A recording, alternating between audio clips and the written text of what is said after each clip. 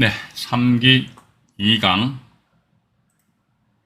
2부 방송으로 진행하도록 하겠습니다. 이게 현재 이 사건도 보면은 현재 진행 중에 있거든요. 2023년 7월 31일 날 해가지고, 6차 기일이 잡혀 있네요. 보시니까 부산 동부 지원 사건이고요.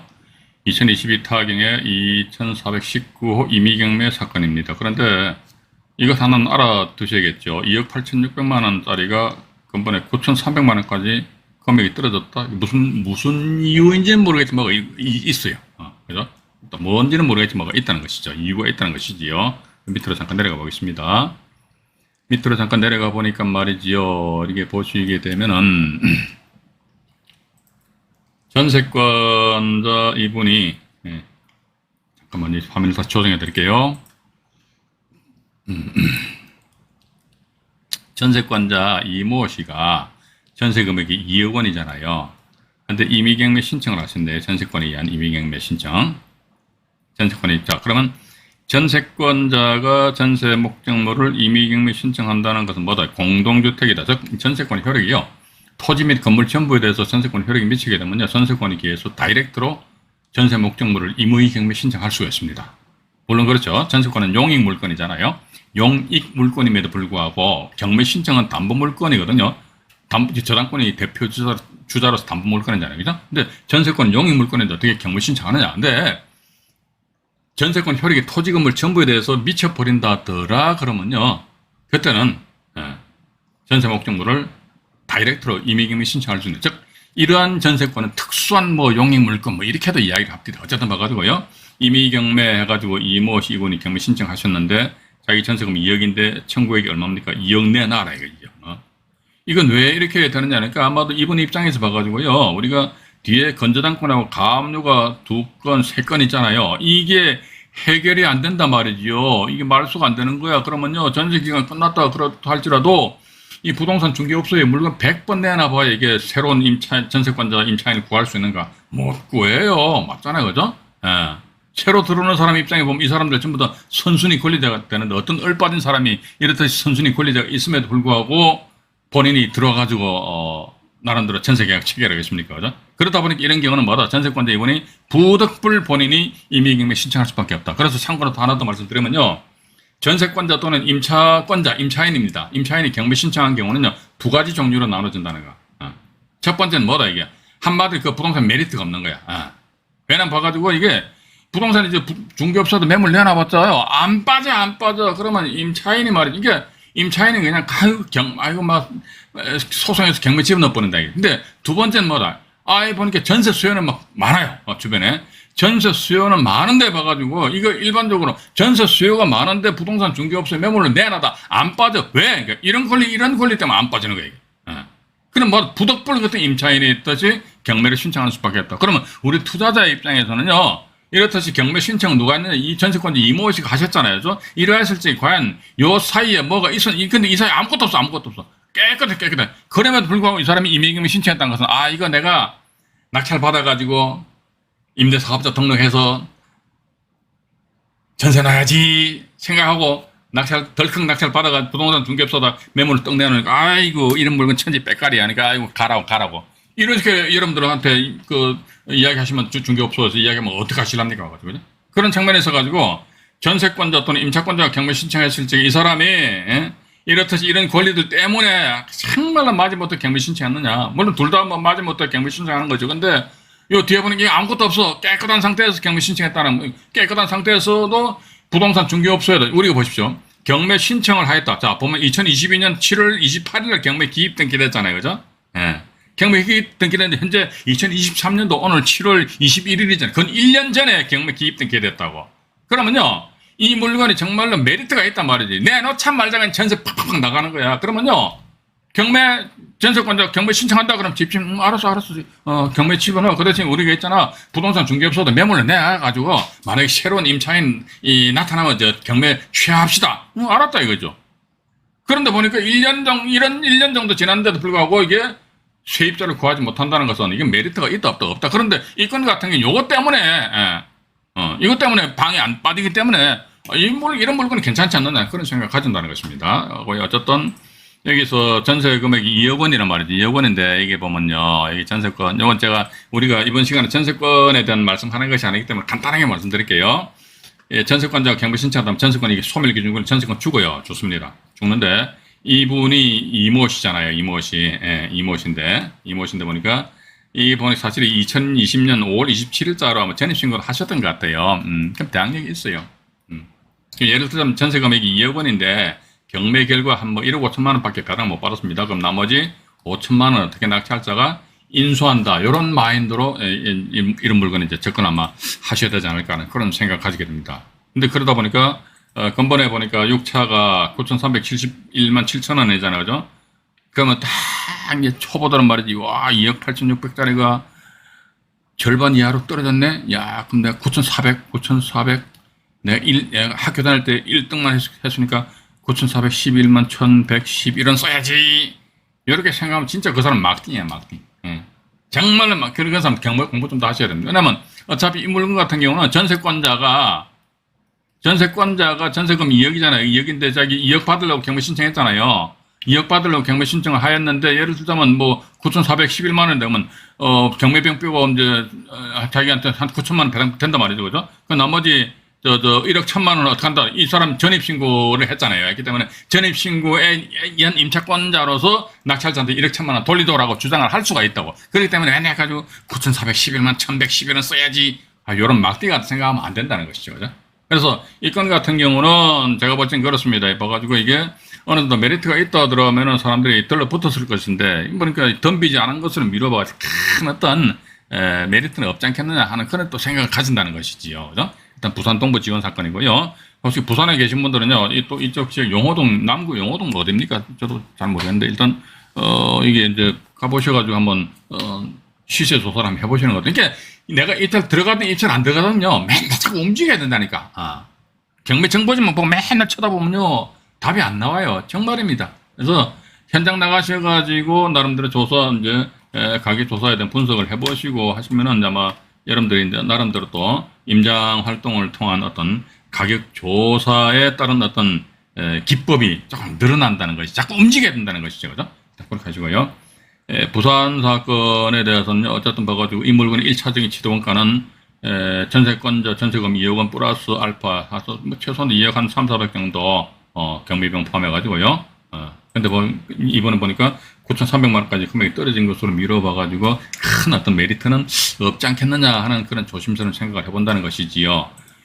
일단 이제 전주지방법원으로 넘어갈게요. 2022 타경 6077 이것도 조금 우리가 조심을 해야 됩니다. 전라북도 임실군 임실읍에 소재하는 아파트네요. 네, 해서요. 그래서 이건도 지금 보시면요. 네. 이번에 2차 매각기일이 7월 31일로 잡혀 있죠. 전주지방법원도 보니까 뭐 1회 6차례 따른 저감률이 30%인 것 같습니다. 그래서 1억 2,600만 원 하니까 입찰 보증금 얼마 1,260만 원을 지참하셔가지고 가셔야 되지 않느냐 하는 그런 말씀을 드려보고 싶고요. 밑으로 쭉 내려가 볼게요. 보니까 이것도 아파트입니다. 그죠? 아파트.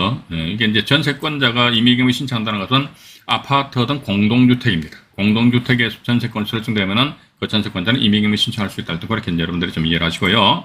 이 상태에서 밑으로 좀 내려가 볼게요. 내려가 보니까, 여기 보면요. 나와 있네요. 김땡땡 이분이 계세요. 근데 전세권 김땡땡이잖아요. 이분이. 김땡땡씨 1억 5천만 원이죠? 이분 전세금 1억 5천만 원이잖아요. 그죠?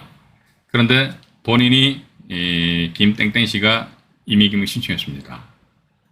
1억 5천만 원이죠. 그죠? 그러면 전세권자 이게 2021년 3월 9일자 이것이 하나 소멸기준권 이게 맞습니다. 근데 보니 이분 같은 경우 한참 전에 전입신고했기 때문에 일단 뭐 대항력이 있다 없다 따지고 자식할 필요도 없어요. 어쨌든 우리는요. 이제 전세권자가 경매 신청했는데 전세권자가 전입신고도 했다. 전입 날짜가 전세권 설정 날짜는 2021년 3월 9일이죠. 그죠? 근데 보니까 전입 날짜가 2021년 3월 10일이야. 전세권 설정 그 다음 날이라 할지라도 우리는 대항력, 임차권자로서 대항력이 있는 것으로 보시고 입찰 참여 여부를 결정하셔야 됩니다. 이것도 전세권 하게 되면요, 뭐, 2008막 212에다 2010막 900 결정 이렇게, 둘로 나누게 되면 사실은 이게 대항력이 없어요. 2008만 212결정에. 그런데 법원에서는 뭐 2010만 900 결정에 의해서 하다 보니까 전부 다 대항력이 있는 것으로 보기 때문에 일단 대항력이 있다 일단 그렇게 보자 이거죠. 그러니까 1억 5천만 원에 어쨌든 이 물건 같은 경우는요. 둘러치나 매세나 1차적인 취득원가는 얼마다 이게 전세금 1억 5천만 원 플러스 경매 비용 만약에 400 정도 된다면요. 1억 5천 4백만 원이 됩니다. 그래야지만 1억 5천 4백만 원이니까 400만 원 경매 비용 빠져나가고 전세권자 1억 5천만 원 받고 땡땡땡 끝나버린다는 것이죠. 그죠? 그래서 어쨌든 1억 5천 4백만 원이다. 1억 5천 4백만 원이 된다더라. 일단 그렇게 보시면서요. 위로 잠깐 올라가 볼게요. 근데 보니까 근본은 1억 2,600이잖아. 그죠? 제가 조금 전에 말씀 안 드렸습니다. 전세금이 1억 5천만 원이니까 여기다 경매비용 400만 원 추정하면요. 일단 1억 5천 4백만 원이 1차적으로 투입되는 금액이다. 그런데 근본에 1억 2,600인데 야 여기에 너무 이게 우리는요. 이게 2023년 7월 31일 쪽에 2차 매각기일이잖아요. 2차 매각기일에 최저 매각금은 아니십니까? 요게 다 이걸 기준해가지고 얼마 써야 될까 이렇게 생각하시면 안 됩니다. 이게 어쨌든 매각기일날 당일날 최저 매각금액은 뭐를 보고 뭘 생각한다니까. 이 금액 대비해가지고 신경매네? 그러면 입찰 보증금 10% 뭐 1260만 원. 야 재경매네? 재매각이네? 그럼 법원에서 이거 우리가 재매각 같은 경우는요. 최저 매각 금액이 20%, 30% 어떤 법원은 50% 책정하는 데도 있어요. 이거는 이제 법원 재량형입니다. 예. 신경매가 아니고 재매각, 신경매, 신매각, 새로운 경매 같은 경우는요. 민사집행법 규정에 나와 있어요. 최저 매각 금액의 10%를 입찰 보증금으로 납입한다. 이건 이제 법정 매각 조건이에요. 그런데 재매각 같은 경우는요. 법원 마음대로 하는 거예요. 법원의 재량형입니다. 예. 이게 특별 매각 조건을 봐야겠죠. 우리는 재매각 같은 경우는 50%다. 경매계단에 가서 열받아가 말이죠. 사람들이 말이 맨날 장난치듯이만 들어왔다 나갔다 보니까 한 번에 세게 해가지고 50% 너네도 50% 입찰 보증금 걸고 만약에 잘못하면 50%확 그냥 몰수해버린다. 그럼 사람들 좀 조심할 거 아닙니까? 그죠? 그렇듯이 보니까 최저 매각 금액은 신경매냐 재경매냐에 따라 입찰 보증금이 얼마냐 그 정도만 판단하는데 우리가 기준으로 삼으셔야 되고 그럼 어떡한다? 이 물건에 대해서 내가 과연 얼마 써야 되지? 그러니까 이 날짜 1억 2,600만 이걸 가지고 보면 안 되고요. 봐가지고 현장 나가시라는 현장에 또 말씀드리죠. 그죠? 현장 나가셔가지고 가격 조사해 보니까 뭐 이 정도 쓰면 되겠다. 한 1억 6천 쓰신다든지 1억 6천도 쓰신다 그러면 아주 뭐 스무스하게 이 사건은 경매 진행되지 않겠느냐 하는 그런 생각 가진다는 것이지요. 그죠? 그래서 이 여건 같은 경우도 보니까 뒤에 보니까 무슨 또 가압류가 막 있잖아요. 가압류가 뭐 7천만 원이 있고 9억 8,200만 원이다. 이 물건 같은 경매 취하가 되겠습니까? 경매 취하 안 되겠습니까? 경매 취하 안 돼요, 봐가지고. 경매 취하 저것도 안 됩니다. 왜냐면 소유자 입장에서 봐가지고요. 이거 좀 다 합치면 얼마고, 와, 이거 가압류가 9억 8천 같은 그 10억이잖아요. 그죠? 이참에 이 경매를 통해서 그냥 털어버린다는 것이죠. 1차 감정가 1억 8천만 원인데, 1억 8천만 원짜리 부동산에 가압류가 10억짜리가 붙어 있다 이거죠. 그럼 이걸 붙어 있는 가압류를 툭 떼어내는 방법 뭐냐, 이게. 경매를 통해서 소유권을 날려버린다는 것이죠. 그죠?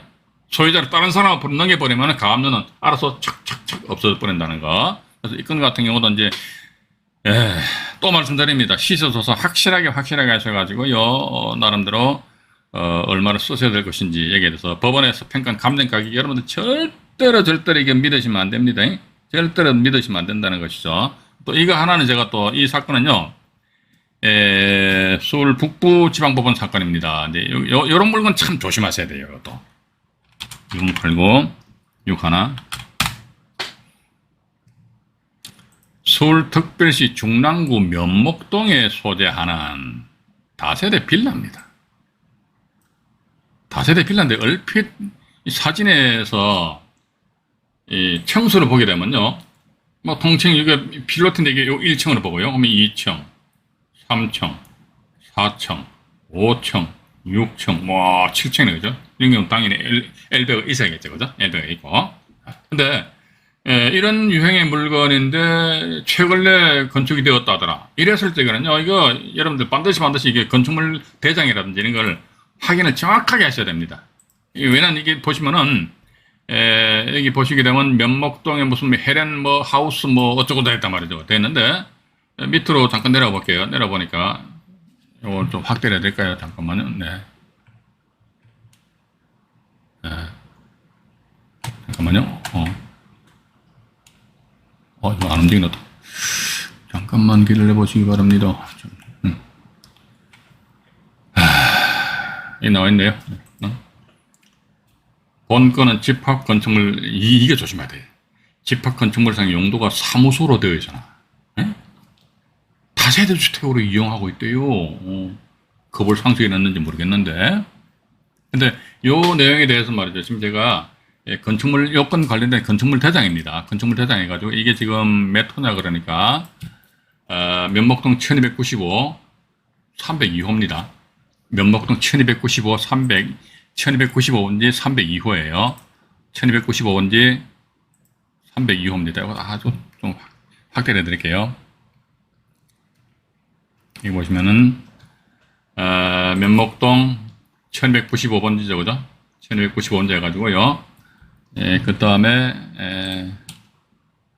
잠깐만요. 네, 302호라고 그랬죠, 그죠? 여기 302호입니다. 302호.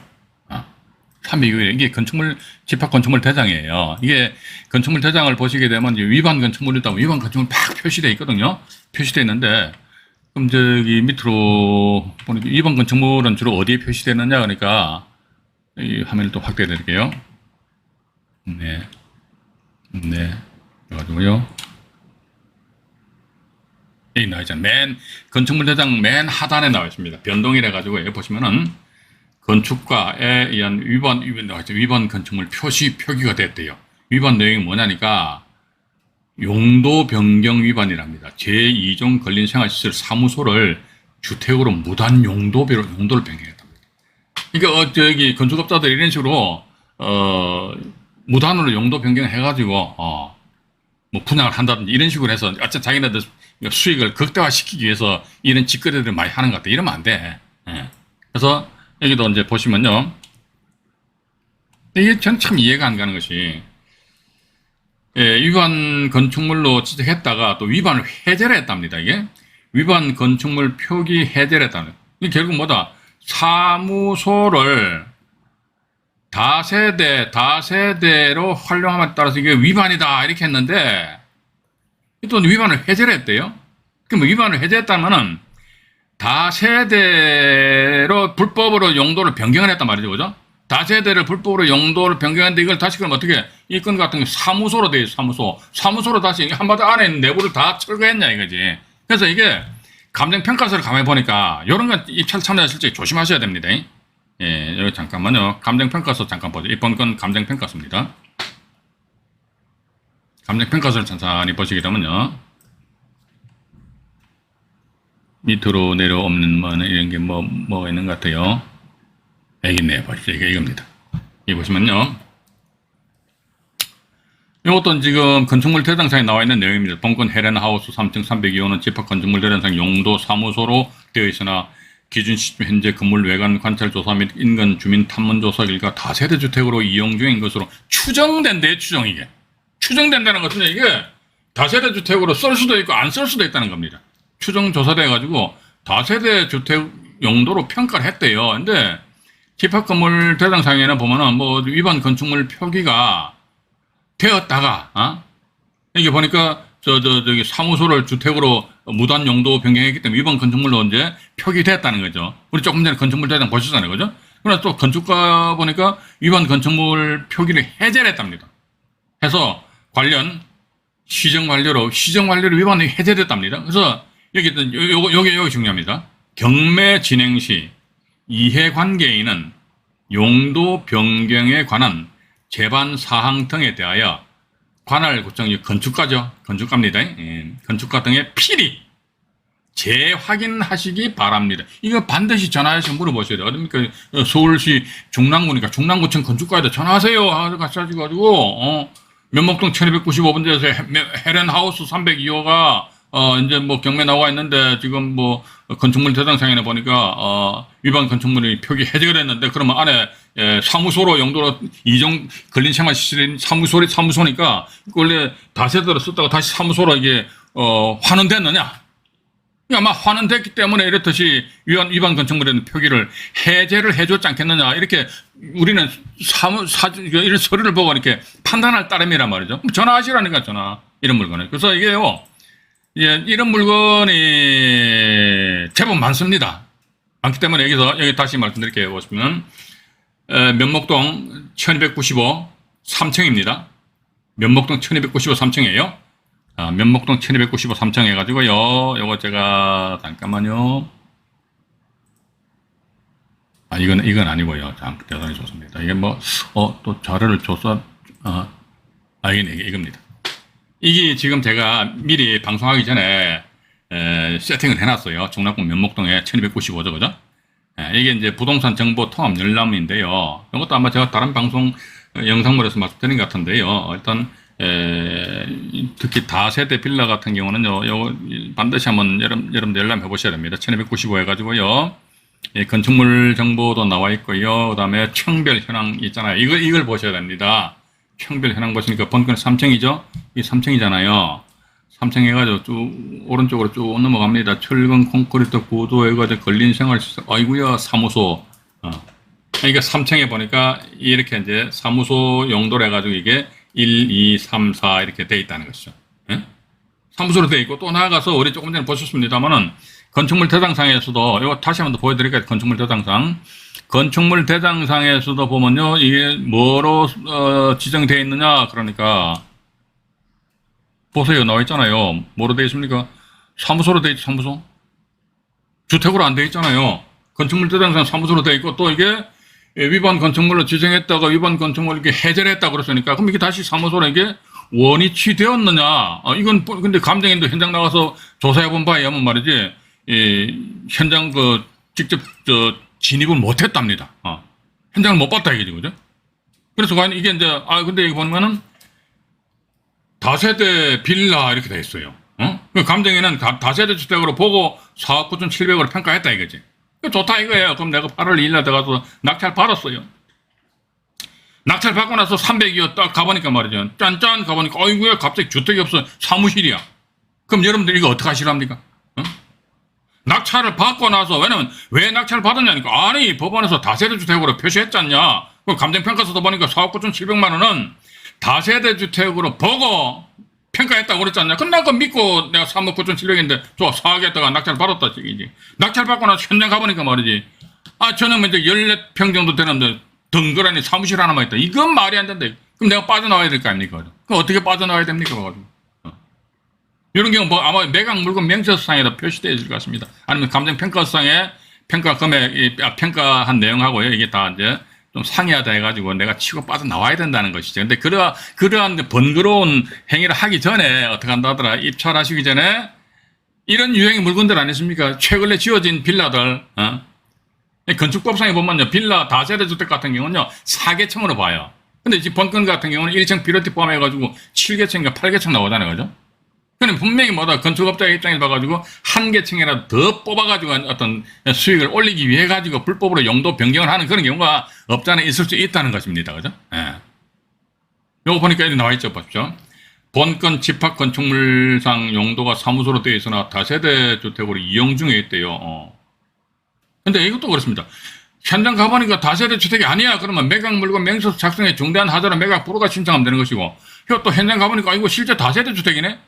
다세대 주택이다. 그런데 분명히 중랑구청에서 보니까 위반 건축물의 표기를 해제를 했다고 그러니까 이건 입찰하기 전에 우리 전화해서 물어봐야 됩니다. 이거. 카페에다 질문하시면 안 돼요. 봐가지고. 그러니까 실제 중랑구청 건축가에다가 직접 물어보셔가지고 무슨 소리 하냐 이거지. 사무소로 되어 있는데 다세대 주택으로 이용되고 있다. 이거 근데 왜 이거 해제시켰냐 이게. 응? 위반 건축물 표기를 해제한 이유가 뭐냐. 이걸 반드시 우리가 확인을 좀 해보셔야 된다는 것입니다. 그래서 이게 경매 사건에서 이건 어떻게 보면 전세권자가 이제 이렇듯이 이분이 임의경매 신청했다는 거죠. 이것도 보니까 뒤에 가압류가 4억짜리 걸려 있으니까 이것도 아마 안 빠지겠죠. 당연히 안 빠지겠죠. 그죠? 또 이게 보면요, 이게 이상해 봐가지고 건축물 대장에 위반 건축물 등재되어 있대요. 등재 안 되어 있어요. 건축물 대장에는. 그러니까 위반 건축물로 등재되어 있다가 이게 해제를 했다는 것이죠. 이건 아니거든요. 그래서 이제 특히 이런 경우는요, 아까 제가 그 자료를 얼핏 보여드렸습니다만 다시 한번 더 보여드릴게요. 이겁니다. 이게 부동산 정보 일사편리라고요. 부동산 정보 조회 시스템이 있습니다. 부동산 정보 조회 시스템 해가지고요. 잠깐만, 이게, 나쁜 부동산 정보 조회 시스템 해가지고요. 서울 만약에 뭐 광진구면은 뭐 광진구, 또 자양동이면은 뭐 자양동에서 몇 번지 입력을 또 하게 되면은 이 건과 관련된 다세대 빌라의 어떤 그 현황을 우리가 정확하게 알아볼 수 있고, 또 하나 더 건축물 대장 아니십니까? 그것도 여러분들이 건축물 대장을 제공해주는 그 사이트도 있고 하니까 그걸 또 참조하셔가지고요. 반드시 확인을 해 보셔야 되지 않을까 하는 그런 생각을 가지게 되고요.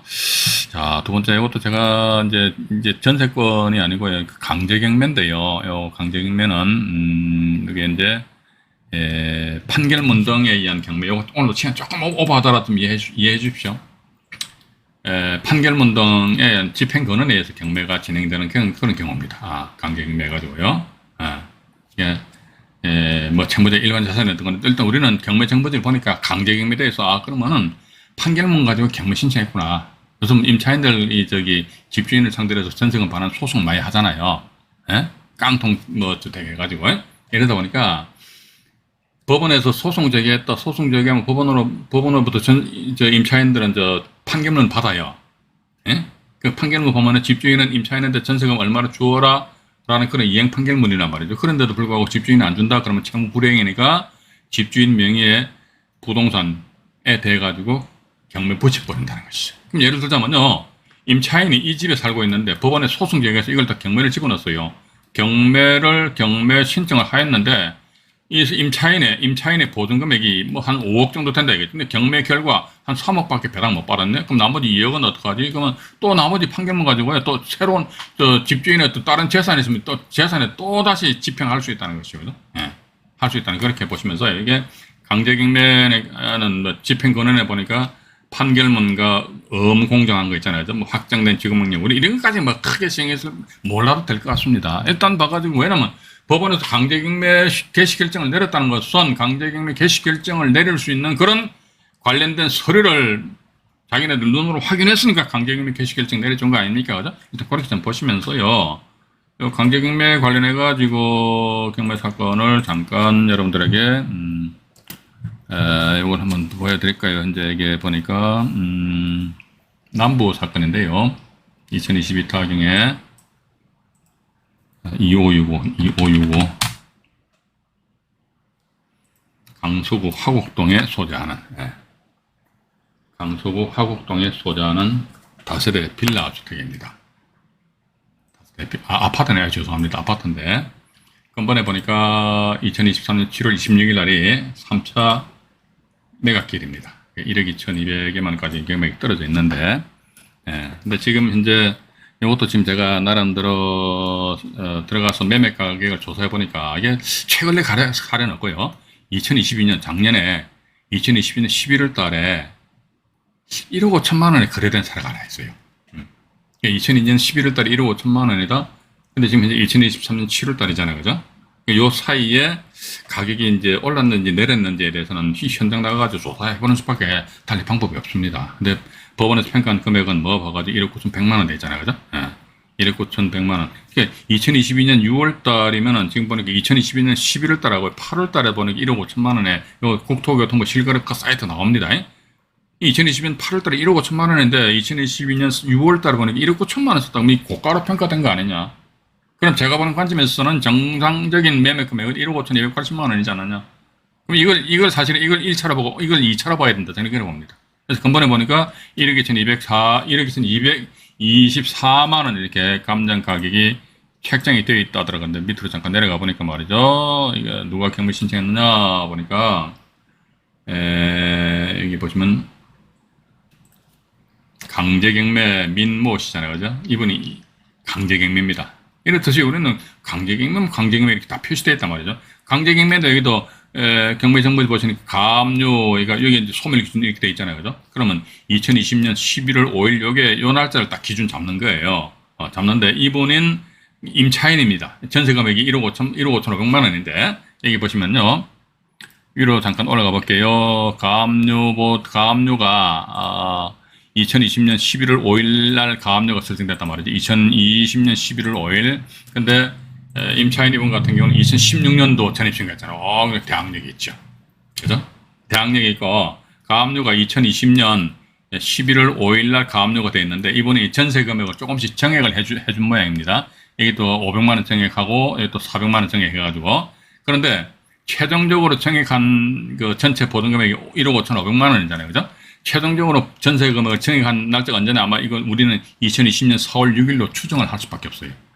그죠? 그러니까 2020년 4월 6일 날 보증금 400만 원을 정액을 해주고 다시 새로운 계약상에다가 확정일자를 빡 받은 거예요. 그래서 이분 같은 경우는요, 확정일자 받은 날짜 다 틀리죠. 2016년, 2018년, 2020년이잖아요. 그죠? 예. 그러니까 우리는 임대차 계약 체결하고 나서 계약 내용을 변경을 했다. 계약 내용 변경 중에서도 가장 중요한 게 뭡니까? 전세 보증금액이잖아. 그죠? 예, 보증금액 정액했다 그러면요, 계약서 새로 써야 됩니다. 새로 쓰고요. 동사무소 가가지고 세술은 세부대에 담는다고 그냥 확정일자 도장을 막 찍어놔야 돼요. 기존의 계약상에다 확정일자 넣으면 안 됩니다. 새로운 계약서를 작성하셔가지고 새로운 그 확정일자를 이분처럼 이렇게 딱 이렇게 받아 놓으셔야 된다는 겁니다. 그러니까 어떻게 보면 이분은 1억 5,500만 원 전액에 대해서 자기는 대항력을 주장을 할 수가 있다. 일단 그렇게 나와 있거든요. 1억 5,500만 원인데 근본에 보는 것도 이제 보세요. 이게 참 매매 금액이 1억 5,500만 원인데 매매 금액 1억 5천만 원인데, 그죠? 제가 조금 전에 1억 5천만 원이라 말씀드렸잖아요. 그죠? 근데 임차인의 전세 보증금 1억 5,500만 원이다. 그럼 이게 입찰 들어갈 실익이 있겠는가? 이런 거 입찰 들어갈 실익이 없다 하더라도, 그럼 이게 계속 유찰된다 하더라도, 그럼 어떻게? 이 물건은 천상 임차인 본인이 직접 들어와서 입찰을 하는 수밖에 달리 방법은 없지 않느냐 하는 그런 생각을 가진다는 것입니다. 그렇게 좀 보시고요. 여건 관련해가지고도 보니까, 하나 있고 또 하나 더 말씀드리고 오늘 방송 마칠게요. 하나 더 말씀드리고 방송을 마치도록 하겠습니다. 이제 북부 2022 타경이고요. 2022 타경이 2469, 2469. 성북구 기름동에 소재하는 아파트입니다. 성북 기름동에 소재하는 아파트인데요. 이것도 이제 7월 26일이면 다음 주 수요일 날이네요. 2023년 7월 26일 딱 잡혀 있단 말이죠. 7월 26일 잡혀 있고, 이게 보니까 24평형으로 조사됐습니다. 24평형. 24평형이고, 현재 실제 거래되는 금액이 6억 2천에서 6억 9천. 이렇게 이제 가격이 형성되어 있습니다. 근데, 1차가 8억 4천 같으면 고가 평가됐잖아요. 그죠? 그래서 이게 특히 이제 현재 진행 중인 경매 물건 중에서 보면은 고가로 평가하는 물건들이 꽤 솔차이 많이 있습니다. 거기에 대해서 우리가 1차적으로 먹어봐가지고 국토교통부 사이트라든지 저 같은 경우는 호갱노노 사이트를 보고 있습니다. 호갱노노 사이트 보시게 되면 그 호갱노노 사이트나 국토교통부 사이트는 내용이 똑같아요. 그래서 이제 그걸 보게 되면 이런 식으로 최근에 거래된 금액이 6억 2천, 6억 9천만 원이다. 네이버에 보면 부동산 사이트 있잖아요. 그거는 이제 그 가격은 이제 신뢰를 안 합니다. 왜냐면요, 보면요, 네이버 상에 올려져 있는 가격은 실제 실제 거래된 금액은 한 5억이다. 근데 네이버 상에 막 7억 막 이렇게 올라와 있어요. 그럼 이거 믿어야 돼? 이건 아니죠. 왜냐면 집주인이 7억 받아달라고 부동산 중개업소 내놓으니까 중개업소에서 그냥 7억 올려놓은 것이 이게 실질적으로 이게 거래된 금액은 아니잖아요. 그죠? 그래서 제가 볼 때 부동산 금액은요, 호가가 있어, 호가. 나 이거 7억 받아줘.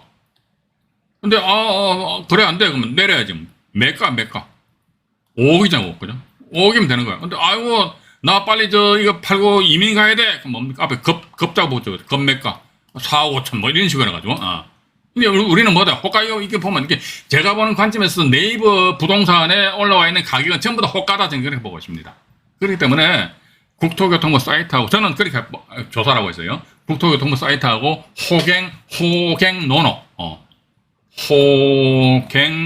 호갱노노라는 사이트가 있습니다. 그 사이트를 보면은 현재 실제 거래된 그 가격이 이제 나와 있다 이거지요. 나와 있고요. 여기 보면요, 이제 보십시오. 여기는요, 유모씨 있잖아요. 여기 또 임차권 등기하셨네, 유모씨가.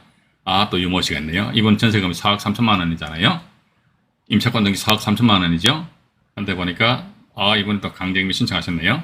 근데 이것도 어떻게 보면요, 물건은 괜찮을 수 있어요. 근데 이 사람이 왜 경매 신청했냐, 왜 아까 제가 말씀드렸잖아요. 왜 경매 신청했냐, 얘들 때문에 경매 신청했지. 저당권이 3건이 있는데 보니까 설정 금액이 얼마입니까? 4억이 넘어버리잖아요. 그건 한 4억 4, 5천만 원 돼버린다고.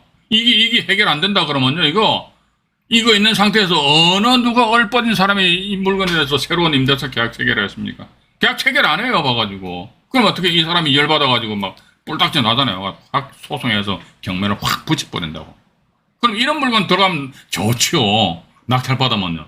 그럼 이 사람 낙찰받고 난 이 사람한테, 언제 나갈게? 그러면 명도에 그러면 멱살 잡고 싸움할 필요가 있습니까? 없습니까? 없잖아요, 그냥.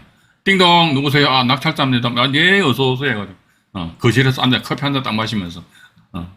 언제 이사 나가실 거냐고. 뭐, 이때는요, 대학력 있는 차이인데, 이 사람이 자기 전세금 다 받아가잖아요. 경매질서상에 있어가지고. 이때는 뭐다, 낙찰자로부터 명도 확인서를 받아서 법원에 제출해야 됩니다.